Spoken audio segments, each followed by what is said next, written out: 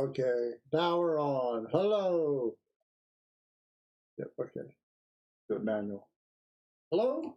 Welcome to the week 3 of jazz chords. 4-part contemporary chords.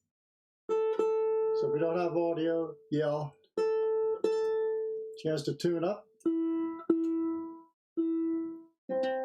Just doing standard tuning for ukulele, G, C, E, A.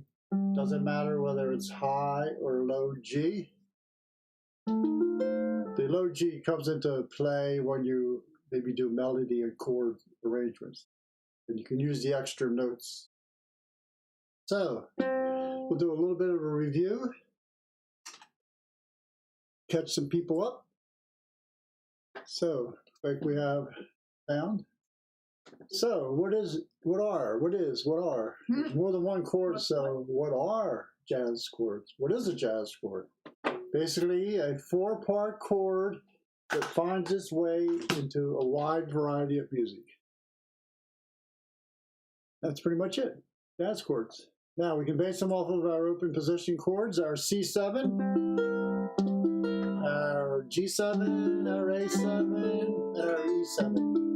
They become the foundation for building our 4-part chords. There's a URL below that you can go and get a summary of this lesson. And then we took these open position chords and transposed them to movable versions up the neck. To transpose a chord from an open position chord to a movable form chord, all you have to do is refinger it so that finger 1's available to play the open string as it's moved up the fret. So we did G7 as the example. We had to refinger so finger 1 is free. I move each note up 1 fret and the open string as well. There you go. Right? Sorry, I'm being annoying and tuning late into the A7 goes to B flat 7. Where's the link in the description? Or? Down below. Down below. Not now though. Below where? When we go back on the video. There'll be links. We're trying to post-production. Oh, we use video Satin Doll. Yes, we are going to explore that. Because we're going to dive into temporary chords. There's no URL in the description. Not yet. There will be a URL in descriptions. In post-production, we try to... post. We try to go in and create links. There's a lot of work actually to do all this. I guess you wouldn't want them to get distracted and head to the link now, right? Yeah, don't head now. So we did F7. Hello there. Our E7 moved up, became F7. We identified the root of the chord for transpositional purposes. I identified the 3rd, flat 7, root 5th. This can be found, this information will allow you to use these chord building charts to get the correct notes of the chord, the correct names. Right? Back to F7, then we did F7, the C7 version moved up. Then it became D flat 7, moves us up to fret 5, and we had F7. And then finally, not finally, and then at fret 8, F1 string 1 at fret 8. As you begin to learn the notes of the neck and become really proficient at these, it really just opens up the world for you musically. Then you don't have to memorize so much. You don't need charts. The band is not going to stop while you look up a chord. And then finally fret 10, F. F, A sharp, D, G. Underwear. TJ always tries it. Below where? Below there. Underwear. Underwear. Yeah. Under there. Oh, yeah, trying to get me. All right, everybody funny. Now, so putting all 4 of these F7s together, we have this. And you don't get to see my mug, which is great probably. So I hear loud clapping throughout the internet. F7, right? Fret 5, F7, fret 7, fret 8, F7, and fret 10, F7. Now it gets a little difficult as you go up the neck. So let me do this. I'm going to pop my camera above and I'm going to resize it. Whoops. Yeah. You're seeing everything action. Now that's really tiny. small. Right there. Yeah, that's good. All right, we'll do that. All right. So you memorize these.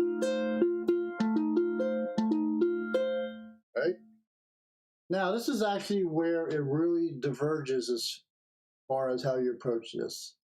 There is, you could do blues with that seventh chord. So you could then take these and say it's an F blues, you need the B flat sevens, and you want to locate all four of those B flat sevens, then you'd locate all four of the C7, the 5 chord. And they're just happen to be 2 frets above the B flat, right?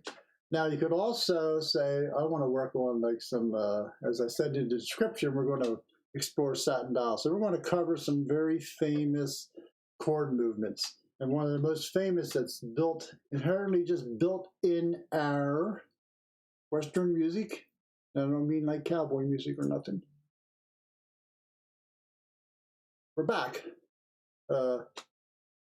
Is a tonic to dominant resolution. The dominant chord wants to resolve to the main home chord. So in the case of F7, that would want to go to a B flat 7. Right?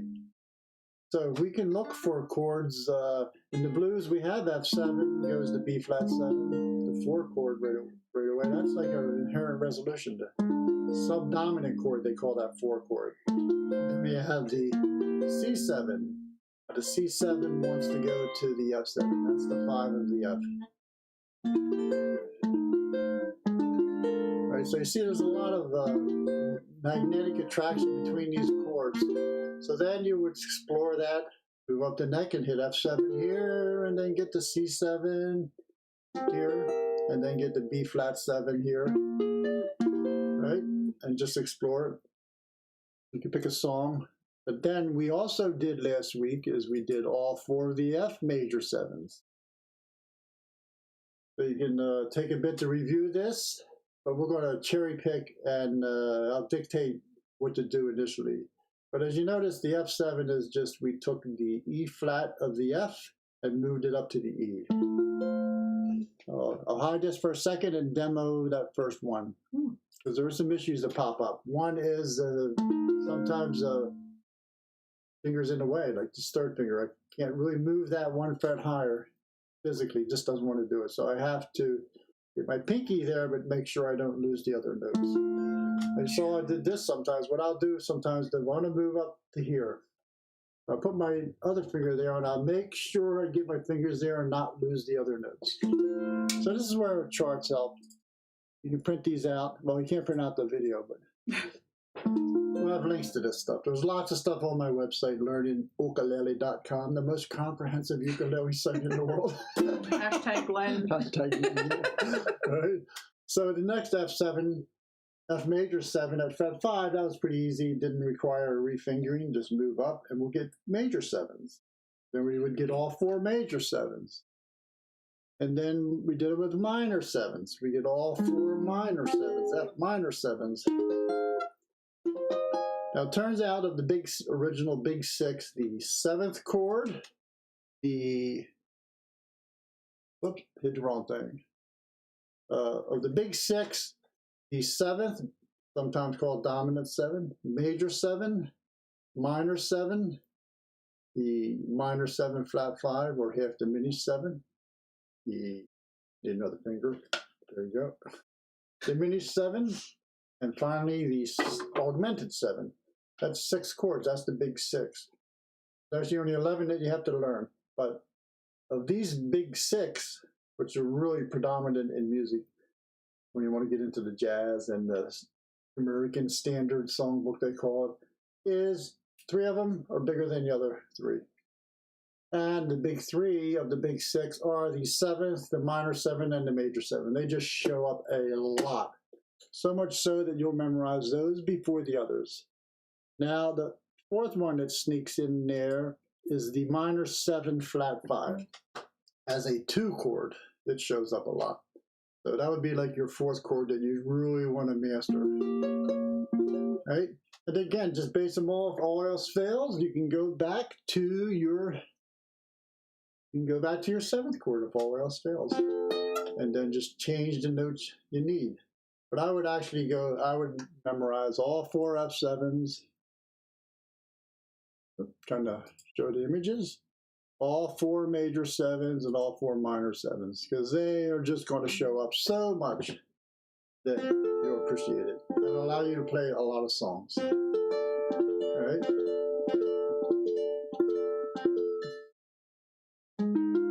So now here's where you decide, okay, I'm going to hit some common chord progressions in common keys.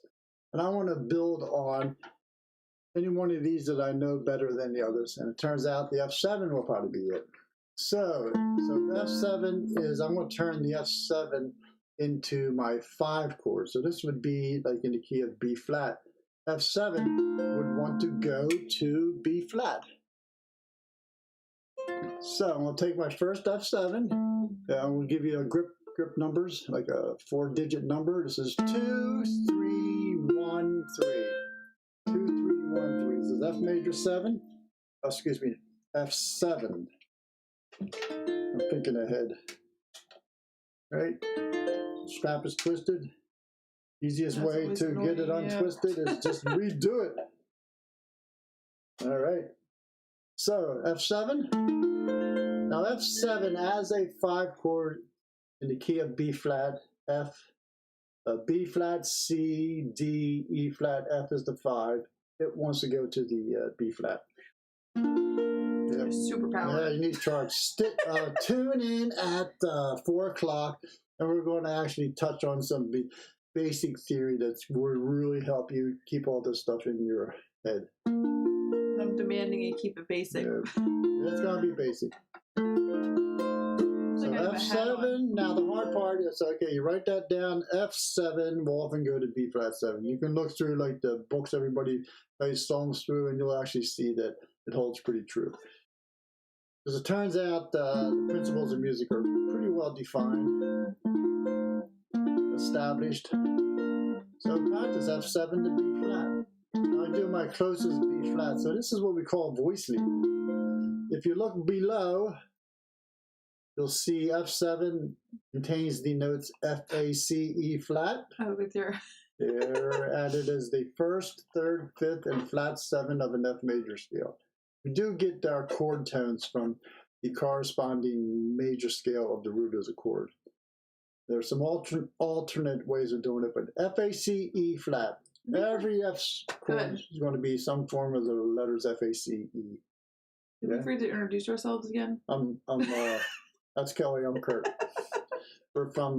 We always assume anyone watching knows us, but why would you be here? But if you stumbled onto this by accident, yes. Sorry, you stuck around to see the train wreck. Resume. Yes.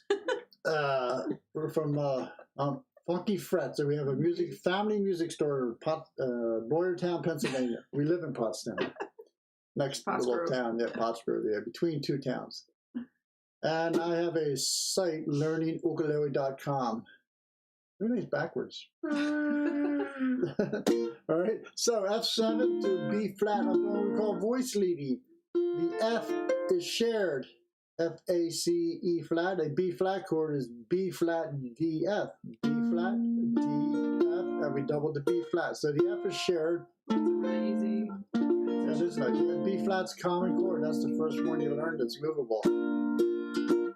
So you just practice. Now, if you want to accelerate your practicing and get more proficient at all of these, if you think about it, my mic on?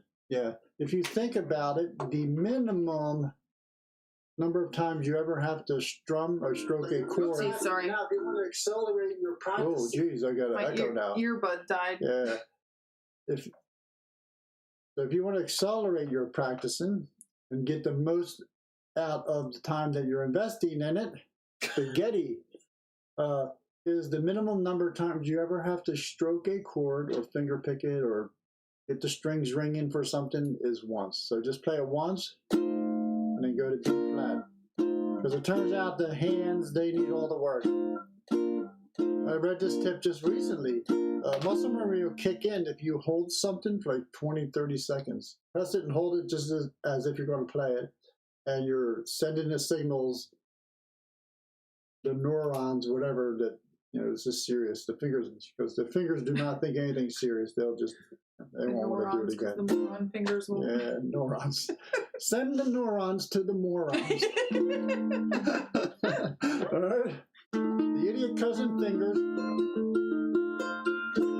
So that's the F7. Say it, play it. F7, there's my F.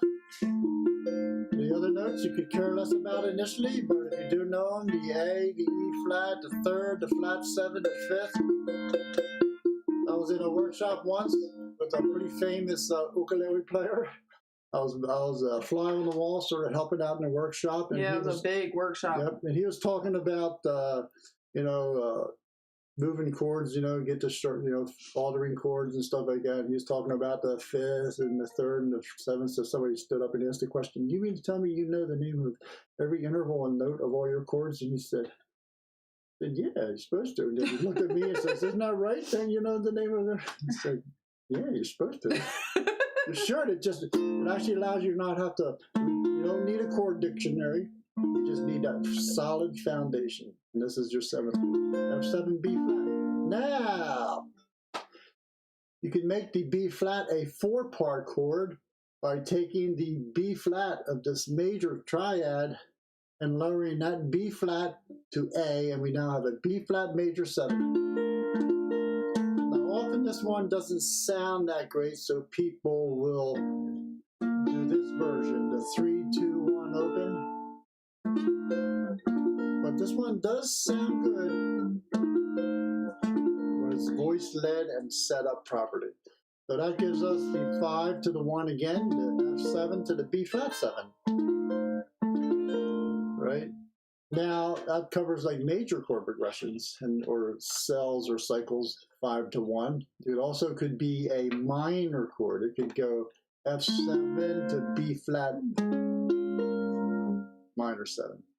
Right? So you take your B flat 7, and you would take the D, B flat D, F A flat, the third, and you would lower that third 1 fret for, right? B flat D, F A flat. So now I have F7 to B flat minor 7. So I'm just doing this in position now to get all of these. So this is where private lessons help sometimes, a lot of times, is the teacher's real role is to sort of keep you focused and organized, and sort of, because you're standing in front of this wealth of musical knowledge and stuff like that. Rabbit hole. It's like you're standing in front of these forest of trees, all these darn trees, and you're with your buddy. And he says, "Boy, you see see the forest? And I can't see the forest. All these darn trees are in the way." It's like hard to see. It's hard to study the unknown. So a good guide or coach or teacher will point you out. Plus, they'll give you little mini goals. They're like, "Oh, next week have this memorized." Okay. And when I was taking voice lessons, it was like, if I wasn't taking lessons, it would be weeks and weeks before I would do anything. But then when you have lessons, you're like, "Oh gosh, I have my lessons in 2 days." Short-term goals, yeah. I mean, practice. Otherwise, it's like, "Oh, tomorrow," and it's 2 months later. Yeah. So imposition is good. You could do this and you say, "Okay, I'm going to do every F7. And we'll take every F7 and move it to every B flat major." Now here's the B flat here.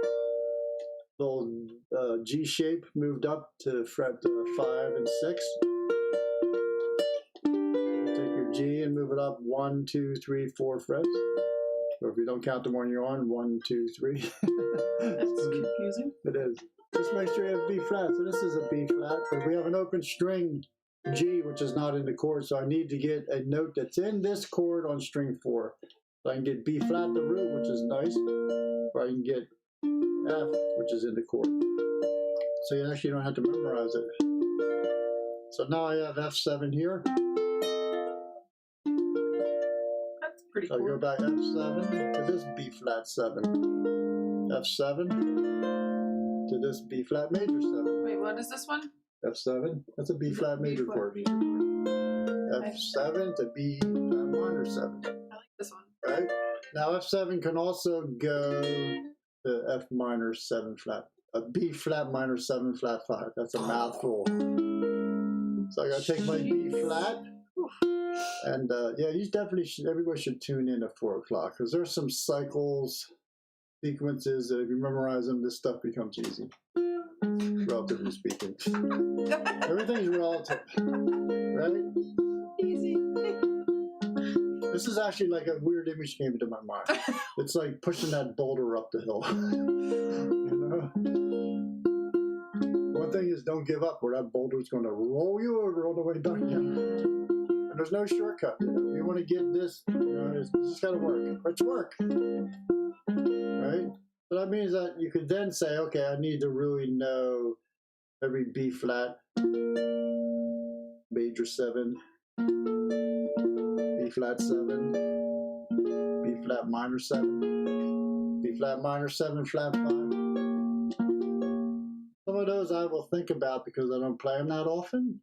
But the major 7, flat out know it. 7th, flat out know it. Right? B flat 7, B flat minor 7, just flat out know it. Notice I almost went to the wrong fret, but I looked down and noticed there's not a single B flat in this chord, so there's no way it could be a B flat 7. Then I moved it up. There's my B flat, my root, my 5th. All right. So the minor 7. I got to find the 5th. Here it is. I actually played it wrong earlier. Your fingers will go to what they'll do what they've done before. And when you're hitting these minor 7 flat 5s and some of these what might be perceived as more exotic chords, your fingers will think they know it and they'll play something else. And out of context, it'll be fine. But in context, you'll hear that it's wrong. All right? So, F7, B flat. F7, B flat 7. F7, B flat major 7. F7, B flat minor 7. Find the flat 5. Here's the 5th, B flat minor 7. Right? Now, in the sequence, minor keys are not as common as major keys, but minor things do go on in major key songs. There'll be like little cells of a, I'll do an example. If I did Blue Bossa, it's a F minor 7.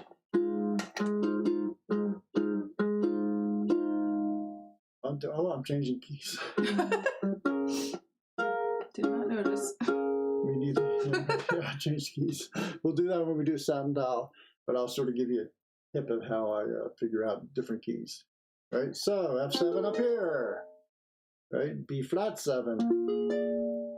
B flat major 7.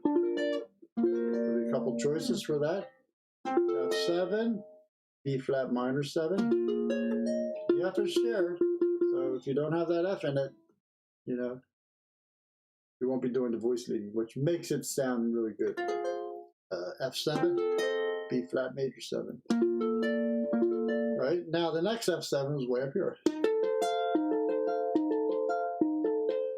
I need a B flat major 7. When will you ever use here. that? Sounds so high. Yeah, it does sound really high. You might not use these chords way up, like especially this one, but if you avoid it, you won't be able to do it in other keys down here. The other one. Well, this one sounds better because it has the root and the 5th as the lowest notes. This one has the 3rd and the flat 7. Most of the color is in the lower notes. You learn all that about chords too. That not all the notes are equal. This might be a dumb question, but you know when I'll you're give like you a dumb answer. playing and like in the daily uke or something, you come across a crazy chord and you're like, oh, I just use this instead. Oh, substitution? Yeah. Yeah. What? The F7, in the case of the blues, you can just use the F. No. So that was my question. If there's a song with like B flat and it had an F, I could do the F, the one we're doing, the F7. Chances are yes. Chord substitution. You have to consider the style of the song. Not all songs lend themselves really well to fancy, sophisticated chords. Sometimes, you know. But then, by that same token, songs that do, like when we hit Satin Doll here, that do lend themselves really well to the fancy, they call them jazz chords, is what we're doing. They are opposite. They sound really hokey when you dumb them down. Sorry, everybody. When you do like they want to do like here's E minor 7.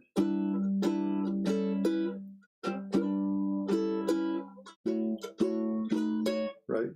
I was trying to build a melody too, but that was E minor 7 to A7. Well, I just did E minor to A7. Yeah. was just trying to think of like common things so you could use these and not forget them. Like if you're on a jam or something and you can. So if you're in B flat and then you see an F, you can throw in the thing. No. Nope. No. If you see a B flat, you can make it a major 7. No, but to do the B flat. You sure like you would do. I do have my question. If you play if the song is B flat, there's probably an F, right? Chances are. Yeah. So instead of the F, I play my F7. The F7. Only if it's going to B flat. Oh, it has to be F to B flat. Okay. Ultimately, let your ear be the guide. If it sounds good, right? Yeah, say it is an F going to a B flat.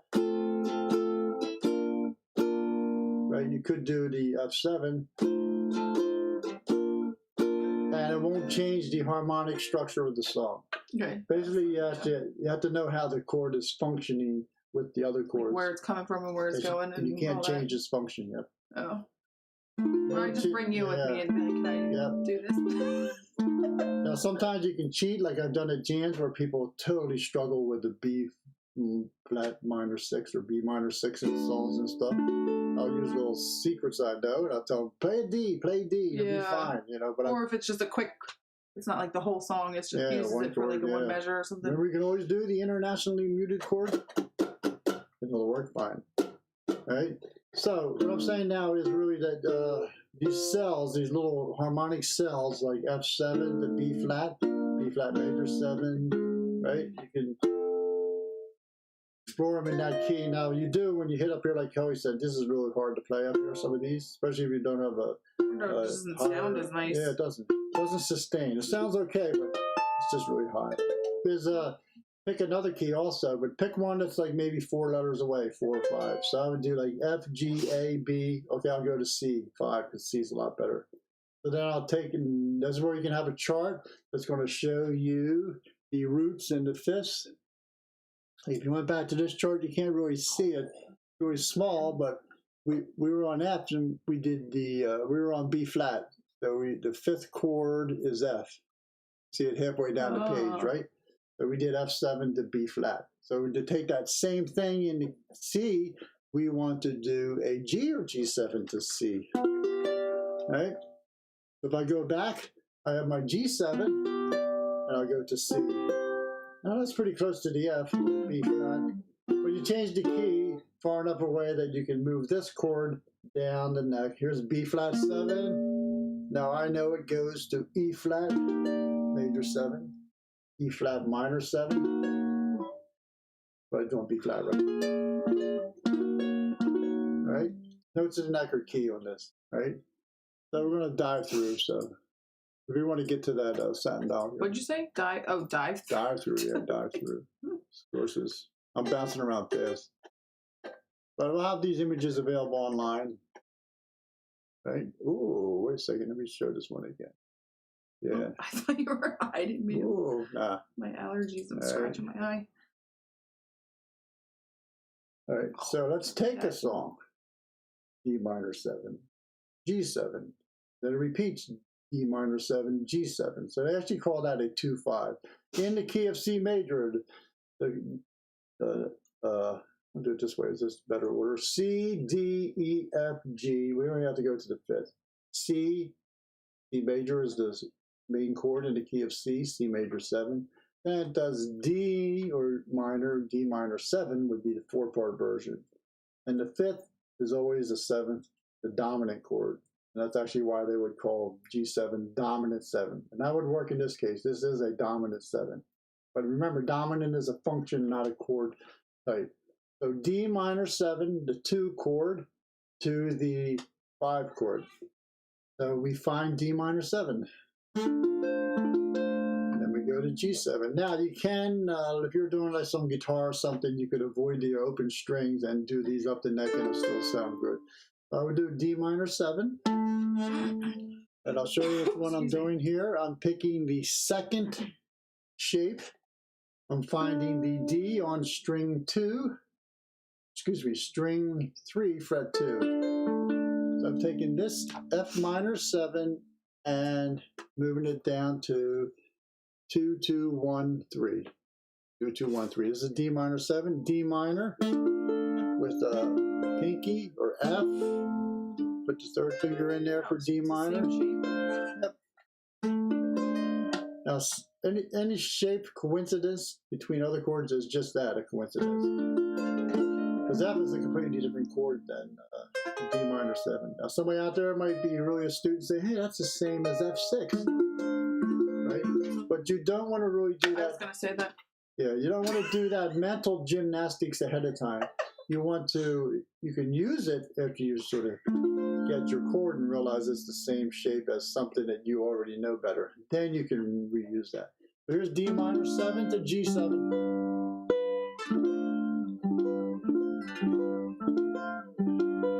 So D minor 7, G7.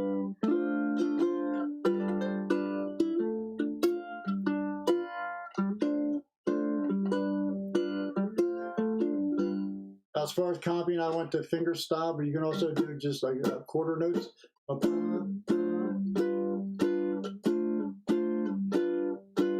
Right?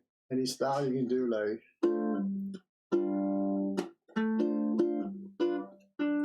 Right? You don't have to pick all the notes of the chord. You can just pick a higher 3. Lots of possibilities. But D minor 7. Oh my God.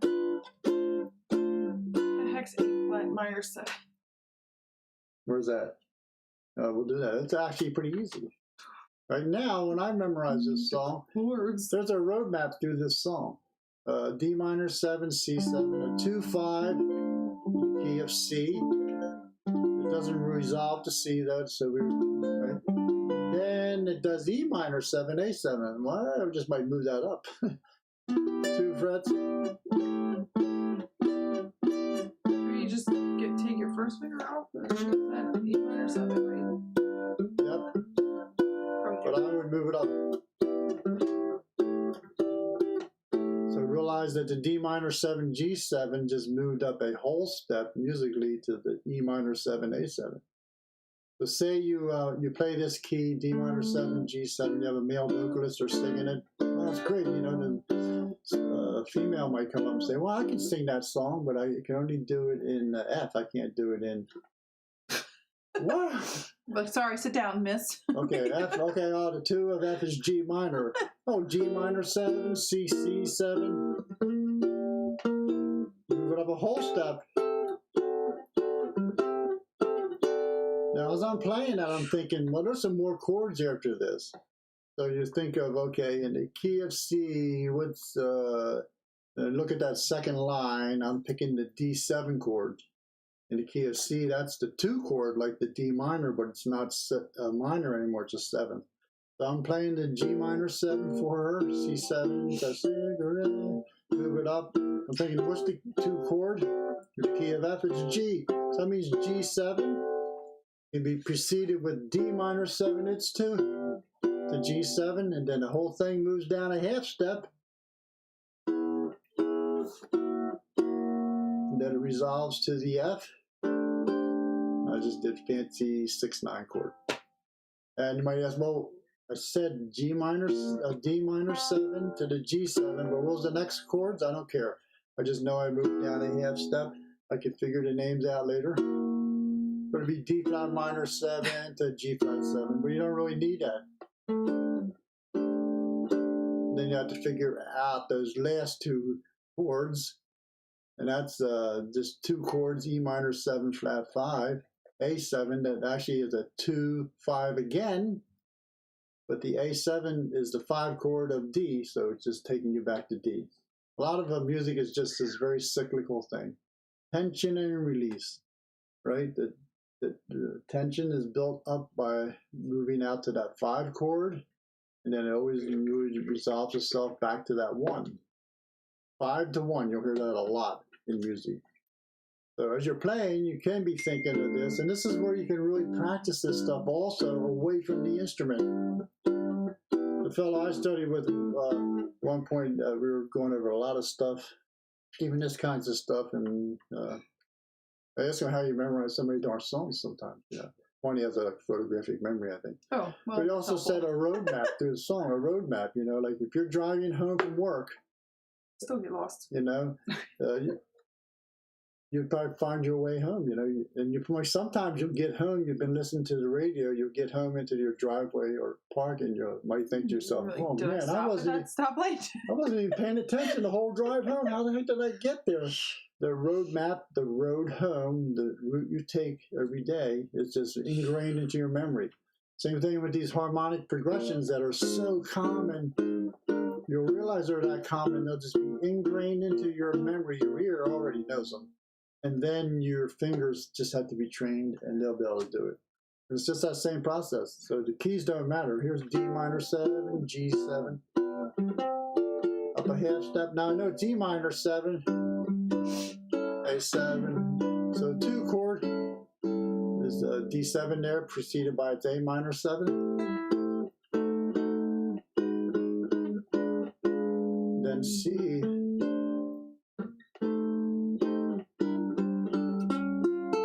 I did a little fancy stuff there, but I map out the turnaround, the C major 7.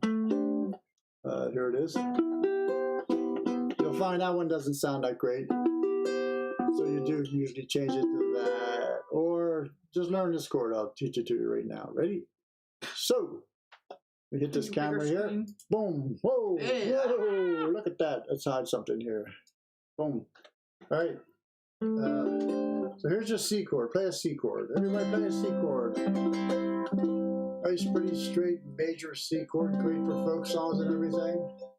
Let's play a C major 7. Right? Then if you do this, and this is where if you have a high G, this fingering is going to be the exact same thing as this fingering. Right? So this fingering, 4, 5, 4, 3. I gotta trim my nail. 5, 4, 3, 2. Fingers 4, 3, 2, 1. On a high G. On a high G, these are exact same notes. What chord is this? C major 7. So we're going to take this one here. Now I'll teach you the fingering first, and I'll just sort of talk through what I did. Put your third and fourth finger on strings 1 and 2 at fret 3, and then bar the other 2 strings on strings 4 and 3. Why? Or just bar them all. That's what I was gonna say. Why didn't you just... Yeah, some people can't, so you can do it. So you can do finger 1 barred flat, or 1, 2, 3, 4. That's a little hard to get in there. Yep. There's a lesson online. Not that URL, but just type in bar, B-A-R-R-E, into a lesson search on learningukulele.com.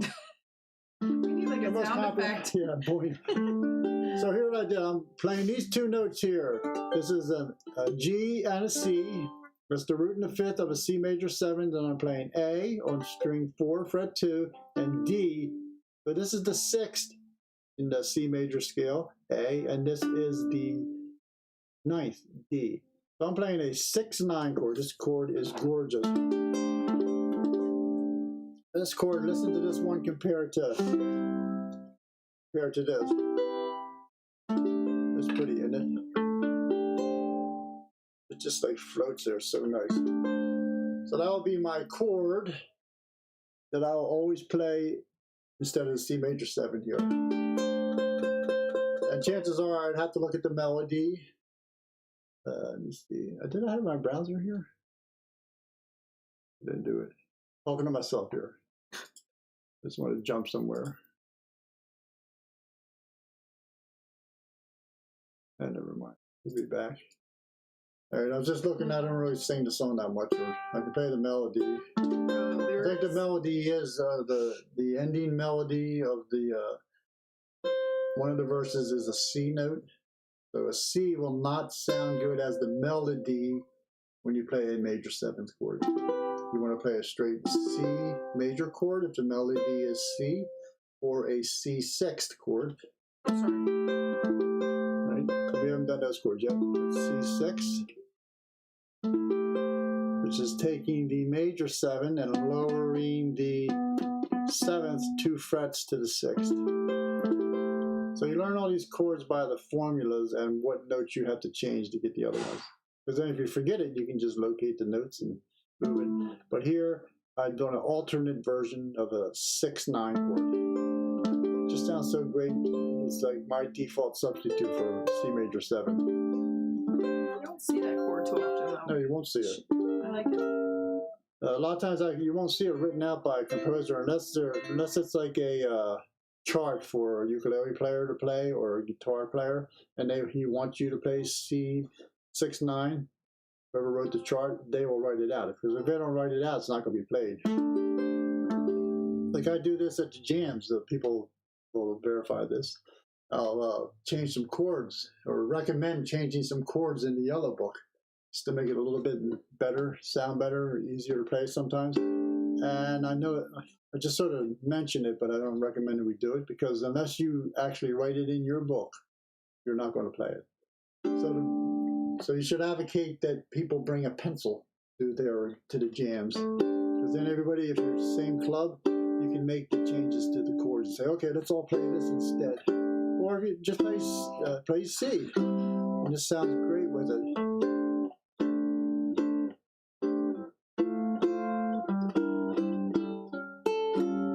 Just being fancy there. E minor 7 flat 5 A7. That is a 2/5 in a minor key, but it does not resolve. It does resolve minor to the D minor. A lot of times, if you play a chord progression, like if I played the E minor 7, I'll play it here, flat to 5, then do A7. You expect some sort of D chord, D major 7.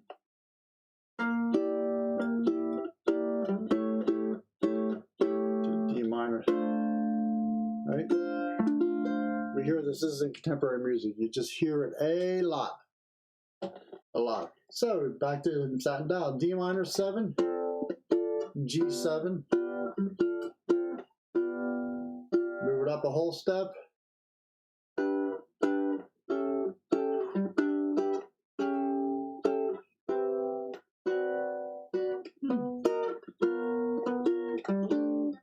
Don't have that memorized yet. Yep. We have to rewind and slow that down. Yeah, rewind, slow it down. Oh, no, move that over. Nice. Yeah, so I would pick a song like this.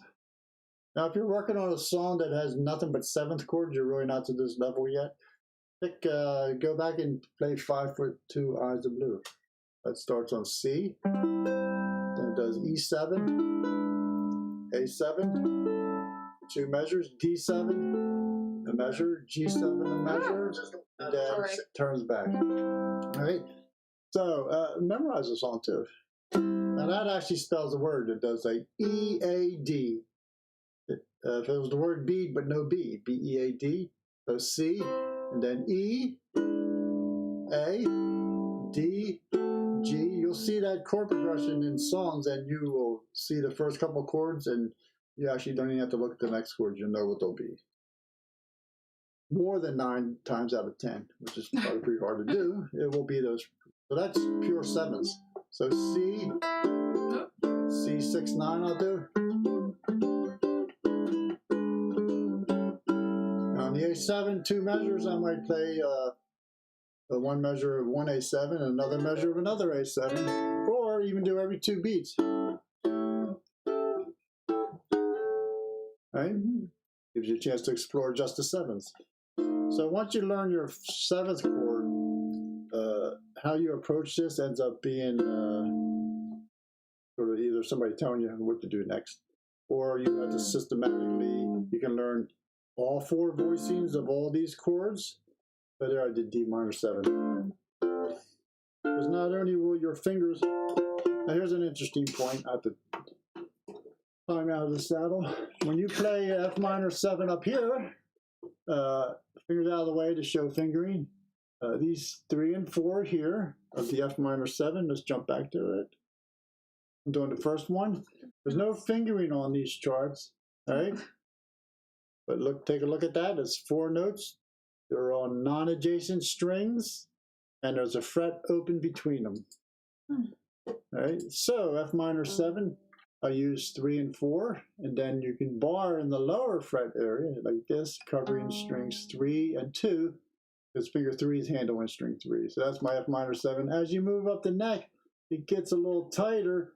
That once you get about fret 7, 8, 9, I switch the fingers 1, like the diminished chord, but moved up, right? So I switch the fingers 1 and 2 instead of the bar. Like 8, so I can go pretty far. Yeah, you can take this one all the way up to where it doesn't really play that great. Right? You can go way up the neck. There's no way you're going to bar that high up the neck. Bars are pretty functional on a tenor. Once you hit about fret 9 and 10, even on guitar 9 or 10, they sort of get not very practical. Even with a cutaway? Yeah, even with the cutaway. Because the frets are so tight together. Tiny. So you might have an alternate fingering for your chords, depending on where you're at on the fingerboard. The old fingerboard. Back to Satin Doll. Now, if you're just accompanying somebody singing, the quarter note strum is a good start. I'll just start like a D minor 7. Now this is interesting. Because you want to know more than one voicing for all your chords, you might know all 4 of D minor 7s already, up and down the neck. All right. You have to make a split decision if you haven't decided far enough in advance which one you're going to do. So if you don't decide, your fingers, they'll go off on their own, and they might give you a minor 7. Chances are they have a 1 in 12 shot of getting you the right chord, so chances are pretty slim. Unless you think about the chord you're going to play, you're not going to get it. Here's my D minor 7, G7, and I would actually recommend having one surefire way that you can play through the song. So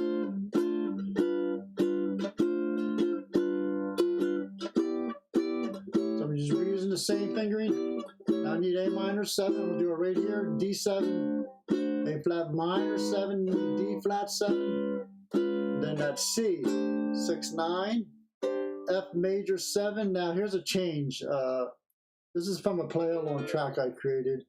I will typically change this chord, and this is one where if you're playing with people that really know this song, you have to listen and see whether they might play F9, a 7th chord, or F7 here, F9 instead of the major 7. So I actually like the F9. But on the play along track I have, you can't play a 7th chord when a major 7th is called for. You get that clash. You would get the E clashing with the E flat. Good choir horn, but not very good for song. So I have C major 7, F 9, that E minor 7, flat 5. Now the A7 with a plus is the augmented 7th. That was the last of the big 6 chords. So F7 with augmented 5th. I'm totally honest with everybody. Most of my augmented 5th chords, I know where the 5th is, and I just do it on the fly. This one I know I use it a lot. This one I don't do it a lot because it has the sharp 5 as a low note. Doesn't sound that great. This one I do a lot. Sounds nice. That's the one I use for my A7 sharp 5. I have my A7. The 5th of A is E. You can even do it on your fingers, and you might get a good shot at it. A, B, C, D, E. Can't stop on stage and get your fingers. Yep.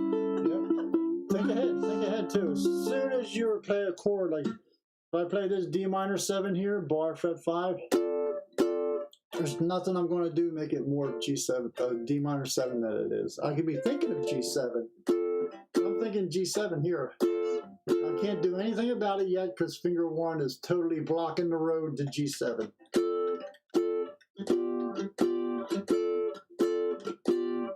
Then everything moves up. Right, and then A minor 7, D7, A flat minor 7, D flat 7, and then the C major 7. Do it here.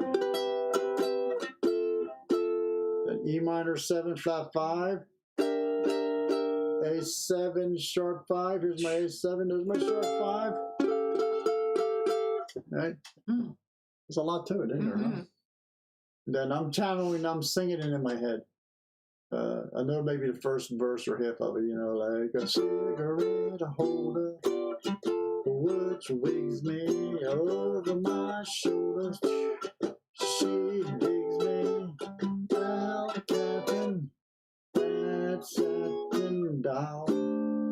right? Even if you just make up words too, you know, you sort of sing the melody in your head, right? Scattered. Now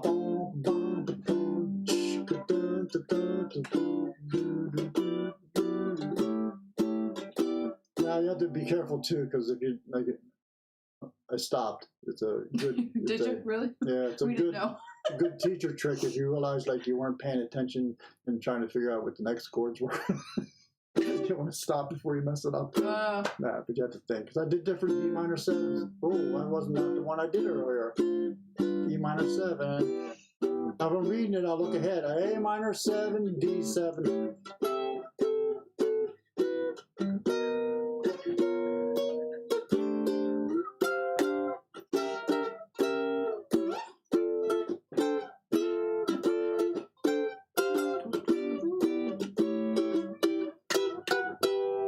Now you can do another trick too. If we altered that G7 a lot, like this, if we take G7 here, and I'm going to raise the root 2 frets, right, so I have G9. Now I'm going to raise the 3rd and make it a G11. So I actually have the same notes I have as a D minor 7. So the minor 7 and its 5 chord, in this case D minor 7 and G7, are pretty interchangeable. You can actually just think of one of them if you want. You can be thinking and do the alterations. Here's a G13. Right? And if you have somebody playing the bass, they're going to be hitting the Ds and the Gs, and you'll be fine. All right, a couple minutes. So here's the key though. 5 chords, 7th chords, or dominant 7th chords as people call them. Just about every note can be altered in a dominant 7th chord and be justifiable except for the flat 7. That flat 7 is actually one of the most important notes. So if I'm doing G7, let's go back to F7. What the heck? Not better. If I'm doing F7, every one of those notes in the F7 can be altered, but the E flat, the flat 7, pretty much needs to be there. Otherwise, you lose the essence of the E flat. Here's an example, F7. I can raise the root 1 fret for a flat 9, 7 flat 9. I can raise it 2 frets for a 9th. I can raise it 3 frets for a sharp 9. Right? I can go and take the 3rd A and raise it to the B flat for the 11th. I can actually do a sharp 11 if I want. Right? Now, sharp 11 a lot of times overlaps the flat 5. So here's my F7. I'm going to flat the 5. String 1 was the 5th. Right? I'm going to sharp the 5. Right? Now I can combine them. I'm going to do the 9 with the sharp 5. 9 with the flat 5. Right? Sharp 9 with D sharp 5. Right? It'll look like a lot of other shapes too, but don't try to do any mental gymnastics thinking, oh, that's like that 6-9 he just showed me. But if the bass player is playing a C note and the chord's calling for some sort of F7, or he's playing F and C, he's doing root 5th like a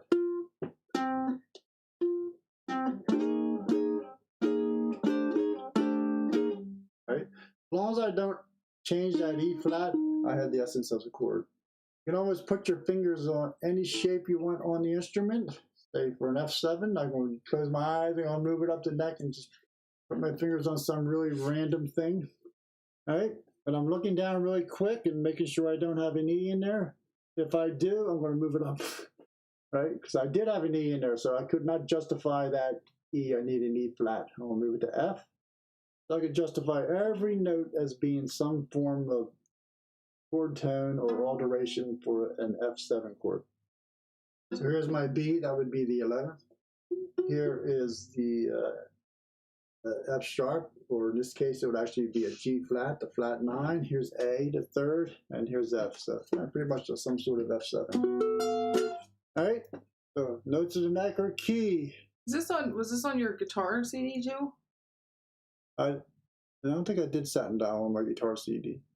I did duplicate 2 songs on my jazz guitar CD, which was done like in the 90s. No, it was 2002 What? or something. Are you sure? It's a long, yeah, it was almost. And then I thought it was late 90s. You'd have to look at the CD. But yeah, I did Milestones, this jazz Miles Davis song. It would be like.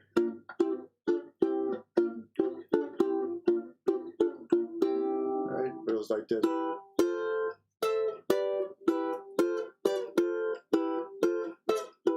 And I did My Favorite Things.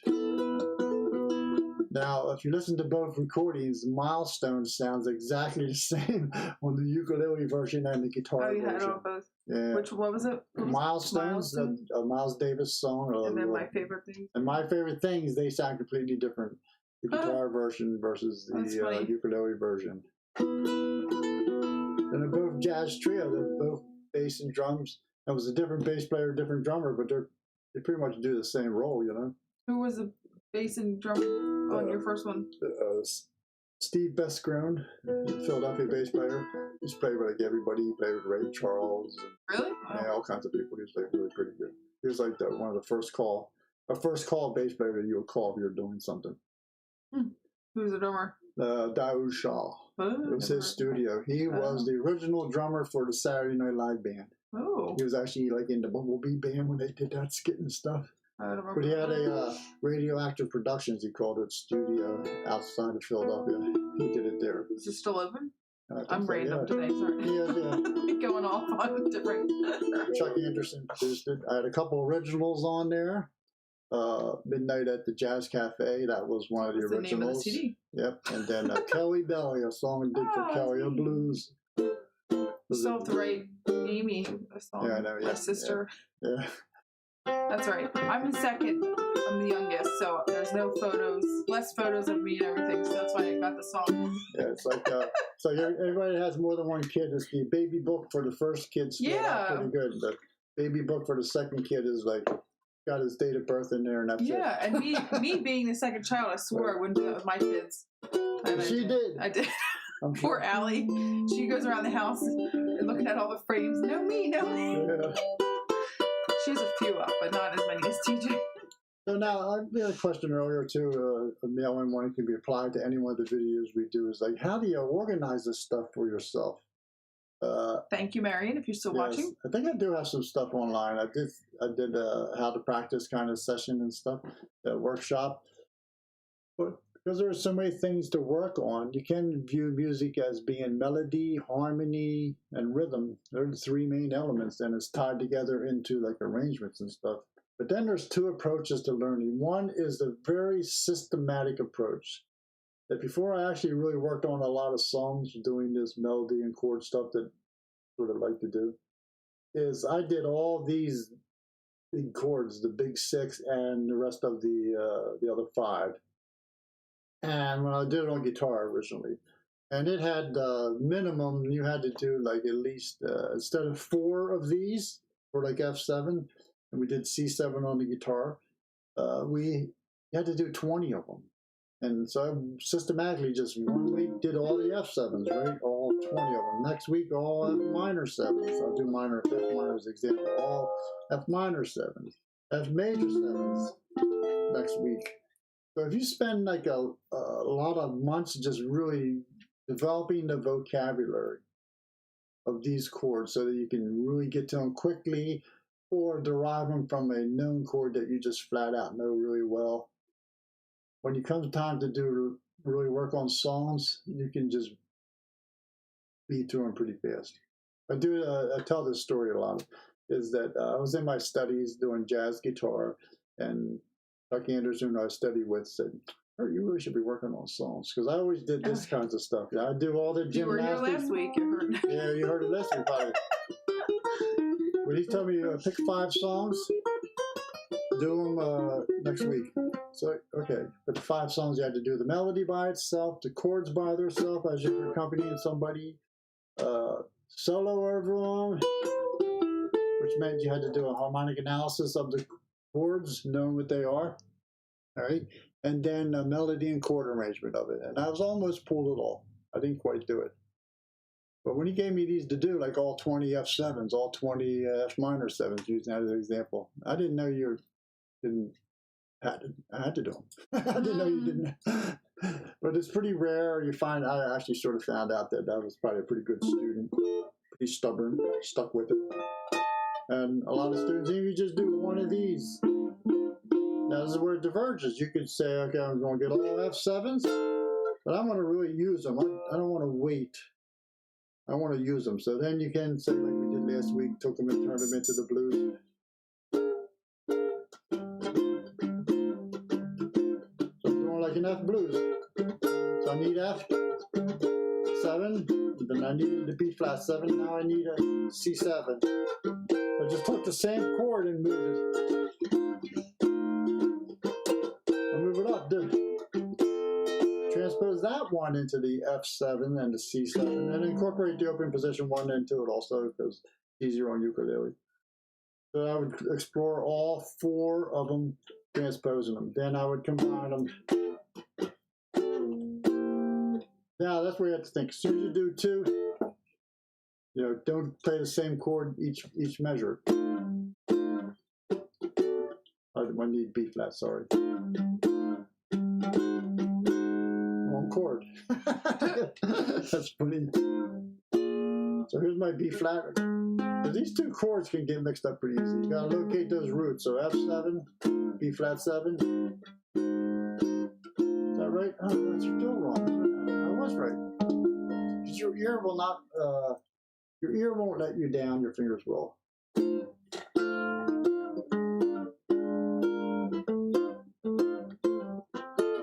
So I need C, B flat 7 here.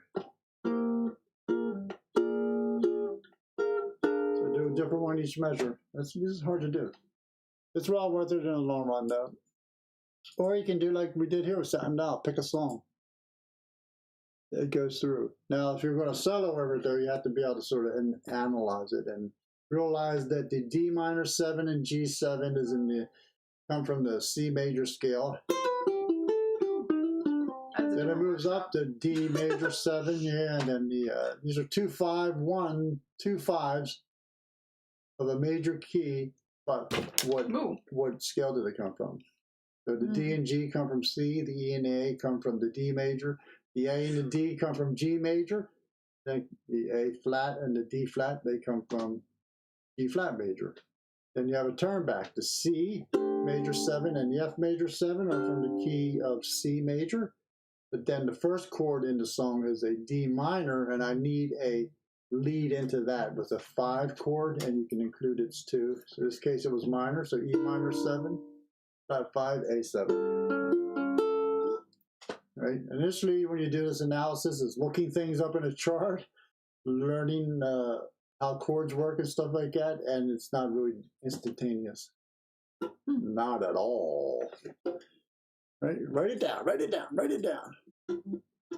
All right, so we're done, right? Thank you for joining us all. Yeah, go online and download this chord building chart, which is actually the 15 keys, the major scales in order, right? It gives you the formula for the chords on one side, all right? The Exploring Jazz Chords uses standard chord progressions and standard songs to explore these chords, gives you one solution playing through them with the little chord grids and everything. A guide to advanced chords gives you basically the formulas. But I did go in and do chord grids for the ninths and stuff like that.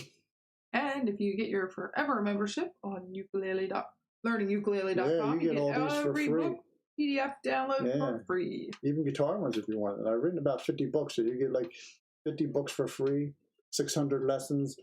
There's like, I don't know how many play-along tracks, right? You go look and see, right? Yeah, I don't want to use that as much. There was quite a bit. Yeah, there was. Oh, what's that? Yeah, there was a lot of play-along tracks. Yeah.